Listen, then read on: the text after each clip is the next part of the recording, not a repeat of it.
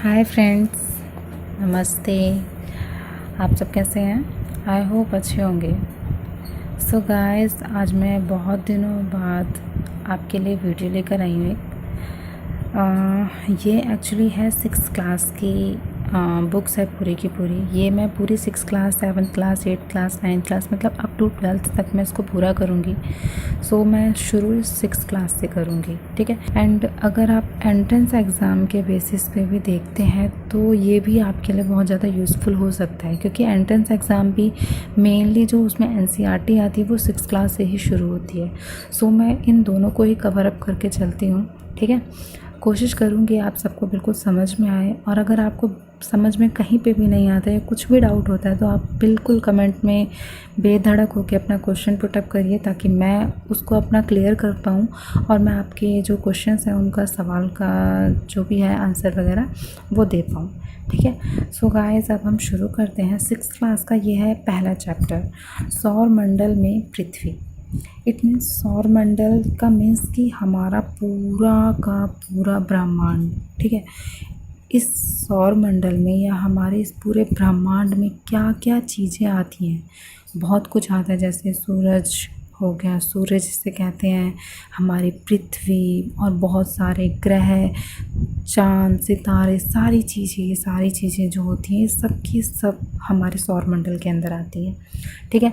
तो अब हम इन सारी चीज़ों के बारे में पढ़ेंगे। सो गाइस, मैं आपको पहले क्लियर कर लूँ कि मैं इस बुक का एक एक लाइन पढ़ के नहीं बताऊंगी आपको, मैं सिर्फ आपको समझाऊंगी जैसे आपकी टीचर समझाती हैं स्कूल में, या फिर नॉर्मली जैसे समझाया जाता है, मैं सिर्फ वो समझाऊंगी, आपके पॉइंट क्लियर करूंगी। उसके बाद रीडिंग करना आपका काम है। सो आप समझ रहे होंगे कि जब तक आप रीडिंग नहीं करेंगे, मैं अगर पढ़ पढ़ के एक लाइन को समझाती जाऊँ तो उसका कोई फ़ायदा नहीं है, ठीक है। तो पॉइंट ये बैठता है कि आपको वो पॉइंट क्लियर होना चाहिए, ठीक है। तो वो पॉइंट मैं क्लियर करके चलती हूँ। अगर फिर भी आपको ये हो कि हाँ भाई एक एक लाइन करके आप समझाइए, तो प्लीज़ आप मुझे कमेंट में ज़रूर बताइएगा।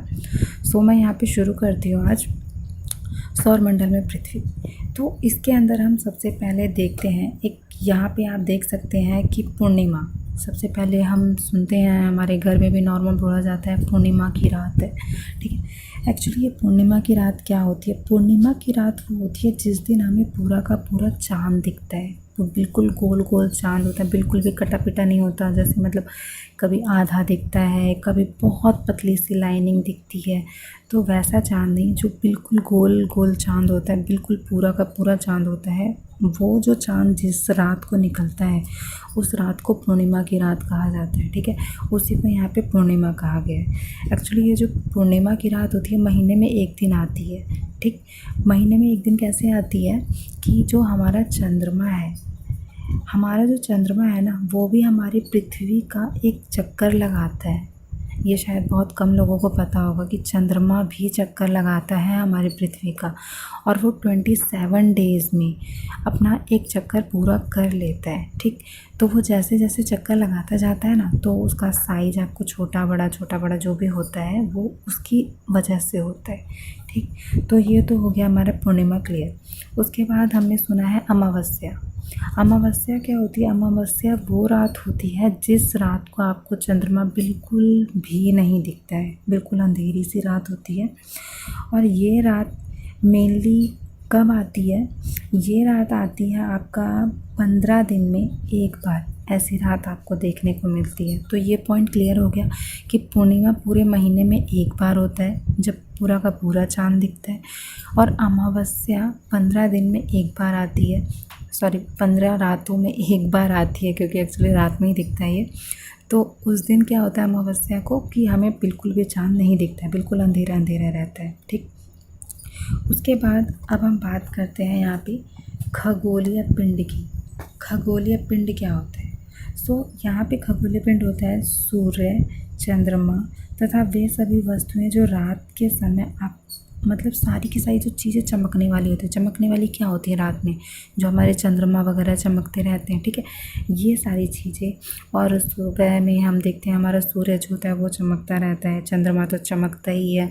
तो ये सारी जो चीज़ें होती हैं, जितनी भी चमकने वाली चीज़ें होती हैं हमारे आकाश में, वो सारी के सारे हमारे खगोल पिंड कहलाती हैं, ठीक है। उसके बाद क्या लिखा हुआ है, इसमें है एक खगोल पिंड को तारा भी कहते हैं। जिस मैंने आपको जैसे बता ही दिया कि रात में जो चमकने वाली चीज़ होती है, तारा ही चमकता है रात में भाई आकाश में। तो जो तारा होता है वो भी हमारे खगोल पिंड के अंदर ही आता है। ठीक है, सूर्य भी एक तारा है, यह आपको नोटिस कर मतलब बिल्कुल याद रखना पड़ेगा कि सूर्य भी एक तारा है। और ये एंट्रेंस एग्ज़ाम के लिए जो भी बच्चे पढ़ रहे हैं ये बिल्कुल गार्ड बांध के रख लें। ऐसे क्वेश्चन ना बहुत बार पुटअप हो जाते हैं और बेसिक सी चीज़ होती है जो बहुत नॉर्मल होती है और हमें बिल्कुल भी समझ में नहीं आती कि क्या पूछ दिया भाई। तो सूर्य भी एक तारा ही होता है और छोटे बच्चों के लिए तो ये बहुत इंटरेस्टिंग बात है भाई। हमने एक और तारा जान लिया, तो आपने ये भी जान लिया कि हाँ भाई जब हम रात में तारे देखते हैं छोटे छोटे छोटे छोटे, हम सुबह भी देखते हैं एक बड़ा सा तारा जिसका नाम है सूर्य। ठीक है, अब आप यहाँ पे पढ़ेंगे, इसके बाद आता है नक्षत्र मंडल। नक्षत्र मंडल क्या होता है? नक्षत्र मंडल वो होता है जो कि हम यहाँ पे एक लाइन पढ़ते हैं, जैसे मैं पढ़ लेती हूँ यहाँ पे। रात्रि में आसमान की ओर देखते समय आप तारों के विभिन्न समूहों द्वारा बनाई गई विविध आकृतियों को देख सकते हैं। ये नक्षत्र मंडल कहलाते हैं। अब जैसे मैं आपको बताती हूँ कि हम कभी कभी कहते हैं ना, जैसे क्या होता है जो हम 7 तारों के समूह से कुछ डिज़ाइन से बना लेते हैं, कहते हैं ना, हमें कहा जाता है कि बिग बियर वगैरह और अर्सा मेजर कहते हैं, सप्तऋषि कहते हैं। जो सप्तऋषि एक्चुअली उसी को कहते हैं जो हम 7 तारों का समूह बना के एक डिज़ाइन से बना लेते हैं, वो होता है। ठीक है, तो हम जो भी विभिन्न प्रकार की आकृतियाँ जो तारों से बनती हैं वो सारी की सारी नक्षत्र मंडल कहलाती हैं। ठीक, इस अर्सा मेजर हो गया, बिग बियर हो गया, और यहाँ पे आप नीचे भी देखेंगे कि बहुत आसानी से पहचान में नक्षत्र कौन कौन से होते हैं। सप्तऋषि मतलब कि 7 ऋषि, संत इसको भी कहा जाता है, 7 तारों का समूह भी कहा जाता है। जैसे मैंने आपको बता ही दिया कि 7 तारों के समूह से एक डिज़ाइन सी बनती है, उसको सप्तऋषि कहा जाता है। ठीक, अर्सा मेजर वगैरह हो गया। आप यहाँ पे देख सकते हैं ये जो बच्ची है छोटी सी, हाँ, ये एक दूसरा पॉइंट है कि ये एक उत्तर ध्रुव तारा देख रही है। ध्रुव तारा बेसिकली वो देखो, आप इसकी लाइनों को देख सकते हो कि सबसे ऊपर जहाँ पे वो एंड कर रही है वहाँ पे ध्रुव तारा लिखा हुआ है। ध्रुव तारा एक्चुअली होता क्या है? ध्रुव तारा ये होता है कि ये हमें उत्तर दिशा की डायरेक्शन को बताता है। जो हमारी उत्तर की डायरेक्शन है उसको बताता है, नॉर्थ वाली जो डायरेक्शन है उसको बताता है। और ये जो ये लड़की जो देख रही है और बीच में आप यहाँ पे लाइन देख रहे होंगे, इसकी आँखों से शुरू होके उस ध्रुव तारा तक जा रही है। तो ये जो ये लाइन है ये काल्पनिक रेखा होती है। ठीक, काल्पनिक मीन्स कि ये असल में लाइन नहीं खींची होगी। जब आप आसमान में देखोगे तो नॉर्मली बता रहा है कि ये जो ऐसे आप सीधे देखोगे तो एक तारा होता है जो हमेशा चमकता रहता है। आपको कई कई दिन ऐसे भी होते हैं जब आपको बिल्कुल भी तारा नहीं दिखते हैं। ठीक है, लेकिन एक ये तारा होगा जो हमेशा निकलता है, रोज़ रात में निकलता है। कभी बादल वगैरह आ गए तो छिप गए, वो अलग बात है, लेकिन ये एक तारा रोज़ निकलता है जो कि हमें हमारे उत्तर की डायरेक्शन की ओर बताता है। ठीक है, तो जब हमारे पास डायरेक्शन के लिए कुछ नहीं होता था, जब बहुत जो हमारे बहुत बूढ़े लोग जो होते थे, पूरक वगैरह जिसे कहा जा सकता है, तो वो लोग हमें डायरेक्शन का पता उनको कैसे लगता था, तो वो इन्हीं चीज़ों से पता लगाते थे। जैसे वो पूर्व वाली जो डायरेक्शन होती है, ईस्ट वाली जो डायरेक्शन होती है, वो सूरज के निकलने से पता लगा लेते थे। भाई यहाँ पे से सूरज जहाँ से निकलता है सुबह सुबह वो ईस्ट वाली डायरेक्शन होगी, जिस साइड छुपता है वो पश्चिम हो गई। अब उत्तर और दक्षिण कैसे पता लगा भाई, और उत्तर और दक्षिण कैसे पता चल गया भाई? जिस साइड से हमें ये ध्रुव तारा दिखेगा वो उत्तर है, और उसके जो दूसरी वाली साइड है वो बन गई हमारी, क्या बन गई? वो उत्तर के बाद आ गया दक्षिण। तो ठीक है, तो ये चारों दिशाएं वो ऐसे पता लगाते थे जब उनके पास एक्चुअली, हमारे पास तो सब है, उनके पास ऐसी चीज़ें नहीं थी जिससे वो ये पता लगा सके कि भाई उत्तर किधर है, दक्षिण किधर है, पूर्व किधर है, पश्चिम किधर है। तो वो इन्हीं प्राकृतिक चीज़ों से ही पता लगा लिया करते थे। ठीक, तो अब हमने ये अभी ध्रुव तारा भी पढ़ लिया है।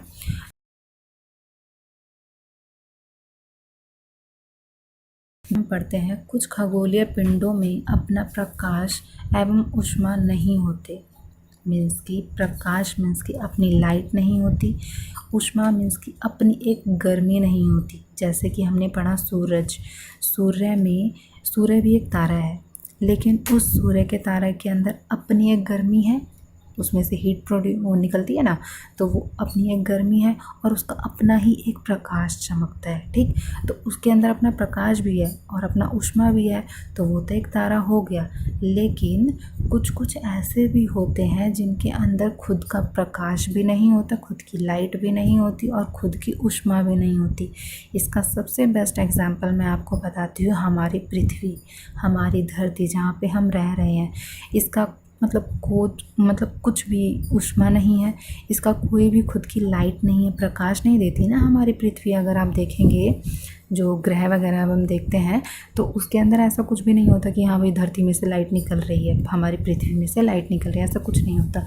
तो लेकिन ये ना होने के बाद भी इसकी एक खासियत होती है कि वे तारों के प्रकाश से प्रकाशित होते हैं।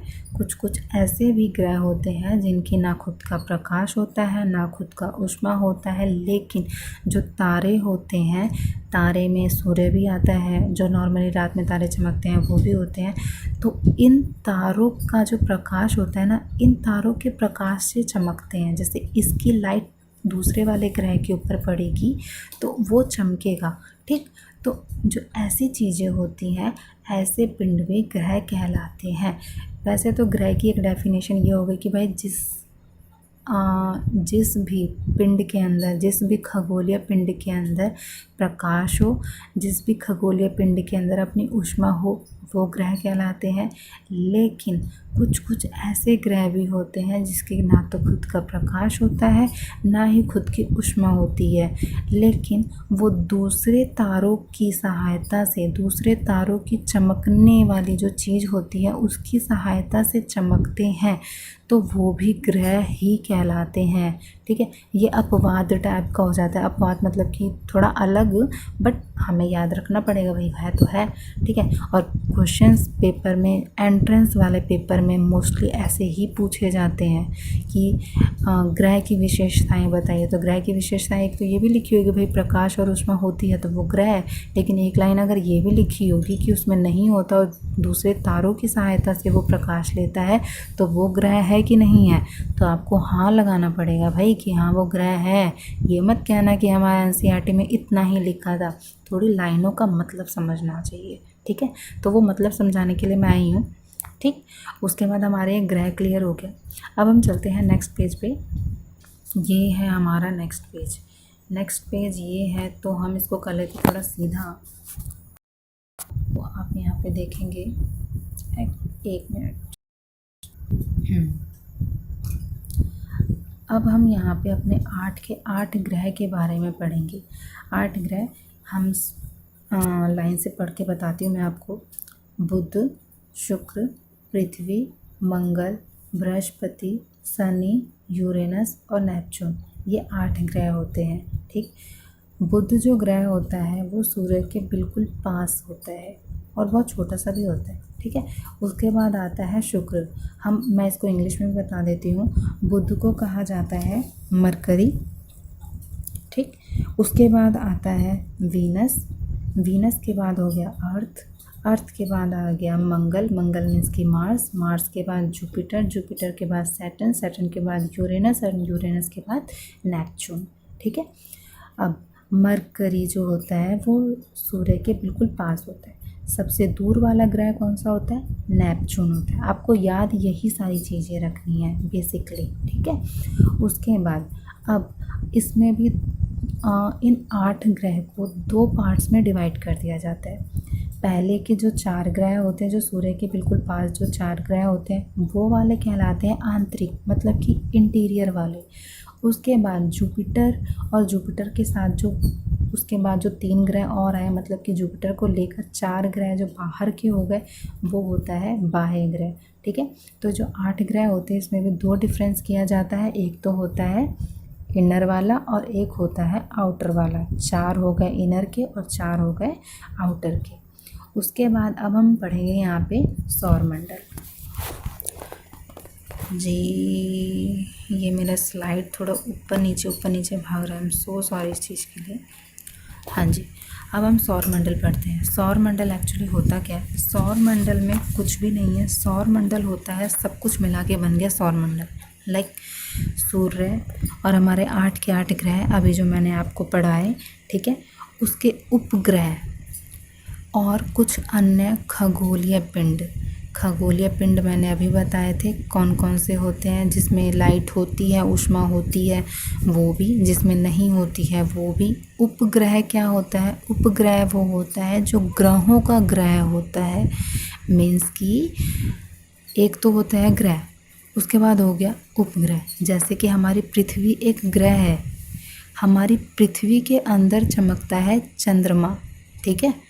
ये जो चंद्रमा है ये हमारी पृथ्वी का ग्रह है, ठीक। तो ग्रह का ग्रह मतलब कि ग्रह का छोटा भाई वाला जो होता है, जो छोटा भाई होगा वो उपग्रह कहलाएगा, ठीक है। तो आपको उपग्रह का मतलब समझ में आ गया होगा, आई होप। उसके बाद 8 ग्रह तो मैंने आपको पढ़ाई दी है। सूर्य तो आप सबको पता होगा कि क्या होता है।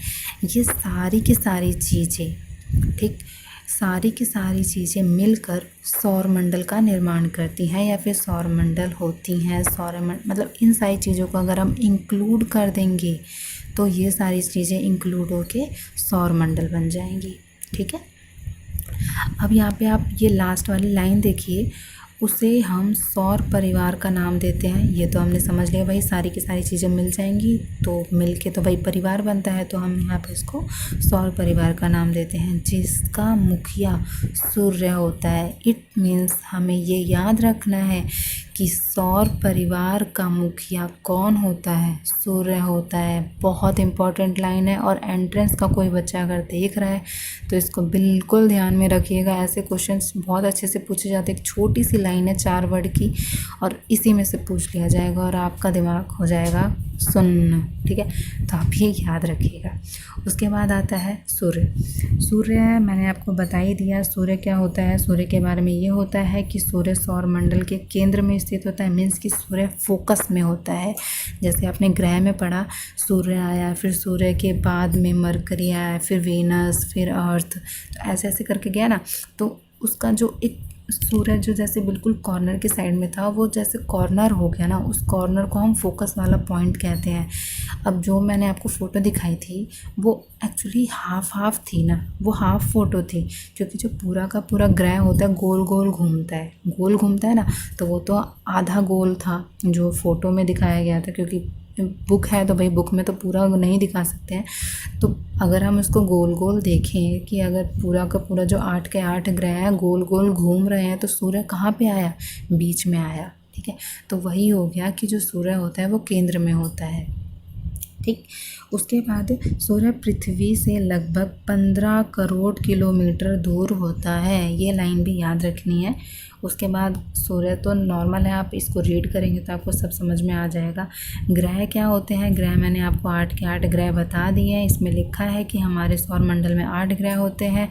सूर्य से दूरी के अनुसार सीरीज़ में इन्होंने लगा दिया है। सबसे पहले बुध आता है, फिर शुक्र आता है, फिर पृथ्वी, मंगल, बृहस्पति, शनि, यूरेनस एंड नेपच्यून।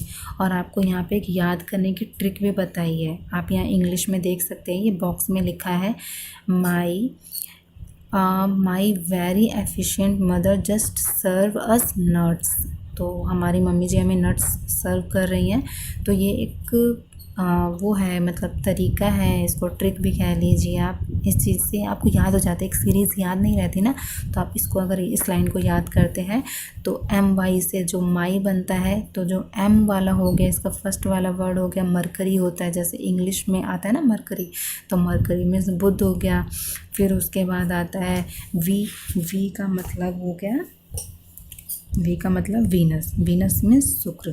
फिर उसके बाद आता है 3rd नंबर पे ई मीन्स एफिशिएंट लगाया है तो अर्थ। M से हो गया मदर का आ गया मार्स, M वाला जो एक कैपिटल आ रहा है इसका आगे, तो वो मार्स हो गया। फिर J से आ रहा है जस्ट का हो गया, जस्ट का क्या हो गया? जुपिटर। फिर उसके बाद आता है सर्व्ड। सर्व्ड में जो एस आया है, एस का मतलब हो गया सैटर्न। फिर उसके बाद अस आया है, अस में जो यू है वो हो गया यूरेनस। एंड फिर नट्स आया है और नट्स का जो एन है जो कैपिटल है उसका मतलब हो गया नेपच्यून। ठीक है। उसके बाद यहाँ पे एक वर्ड और लिखा है कक्षा। कक्षा क्या होता है? सौर मंडल के सभी 8 ग्रह एक निश्चित पथ पर सूर्य का चक्कर लगाते हैं। एक उनका ना एक अपना ही मतलब एक लाइन होती है, ये नहीं कि वो कहीं पे भी उड़ते हुए चले जा रहे हैं। ठीक है, ऐसा कुछ भी नहीं है। उनकी एक अपनी एक काल्पनिक लाइन होती है, एक गोल गोल लाइन होती है जो सूर्य के चारों ओर चक्कर लगाने वाली होती है। तो वो लाइन होती है ना, इसमें लिखा है इसके इट मीन्स अगर वो जो लाइन है पूरी की पूरी जितना लाइन कवर कर रही है, जितना एरिया वो कवर कर रही है, उस एरिया को कक्षा कहा जाता है।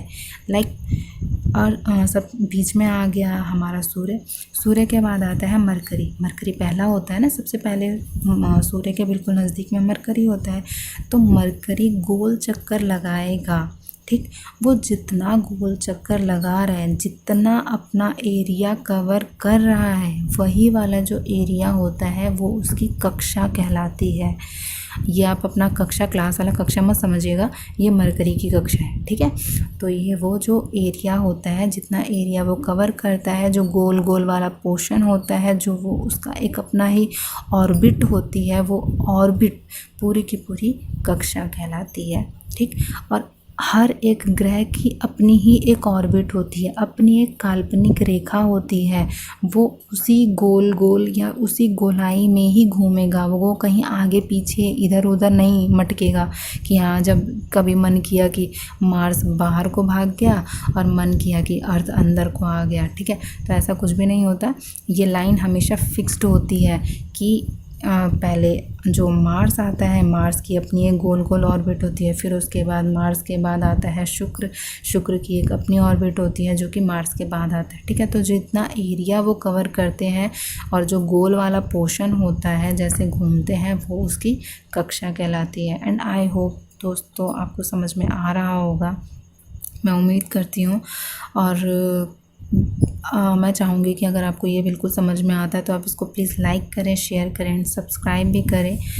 एंड सब्सक्राइब करके रखिएगा क्योंकि ये अभी आधा चैप्टर हुआ है, तो आधा जो है वो हम कल करेंगे क्योंकि काफ़ी बड़ा हो गई है वीडियो, बहुत ज़्यादा बड़ी चली जाएगी, खिंच जाएगी। ठीक है, तो अब हम आधा चैप्टर कल करते हैं।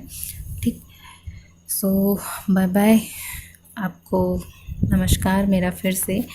एंड आई होप आप इसको रीड करें, आपको समझ में आए। मैंने पूरी कोशिश की है कि आपको ये समझ में आए। So thank you so much guys and bye, take care.